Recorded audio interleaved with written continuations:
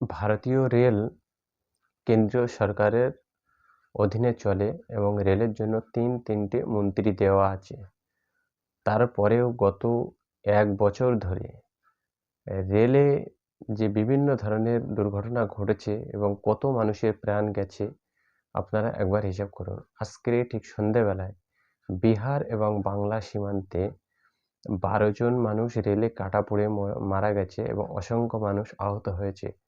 Rail পরিষেবার যদি এত গাফিলতি, এত অরাজকতা চলে, তাহলে আমজনতা রেলের উপরে কিভাবে ভরসা রাখবে? মাননীয় বিরোধী দলনেতা পশ্চিমবঙ্গের শুভেন্দু অধিকারী কথায় কথায় তিনি গোয়ালঘরের কথা বলেন, তিনি যশস্বী কথাটা উচ্চারণ করেন, কিন্তু ভারতীয় রেলের যে এত বড় দুর্ঘটনা ঘটে চলেছে প্রতিনিয়ত, সেই ক্ষেত্রে সেই যশস্বী উনিজি তার কি ভূমিকা আছে?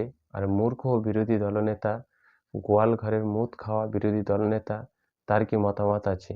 অবশ্যই জানানো উচিত। বারবার রেলে আমজনতার প্রাণ যাবে, এটা তো মেনে নেওয়া যায় না।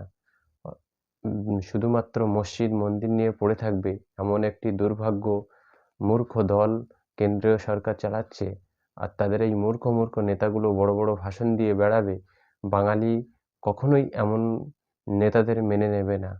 স্বাধীনতার পূর্বেও মেনে নেয়নি, স্বাধীনতার পরেও মেনে নেয়নি, আজকের যুগেও বাঙালি অন্তত মেনে নেবে না এইরকম মূর্খ আত্মকেন্দ্রিক নেতাকে, যারা কথায় কথায় বাংলাকে বদনাম করে, অথচ এই যে আমজনতার প্রাণ চলে যাচ্ছে সেখানে কিছু বলছে না।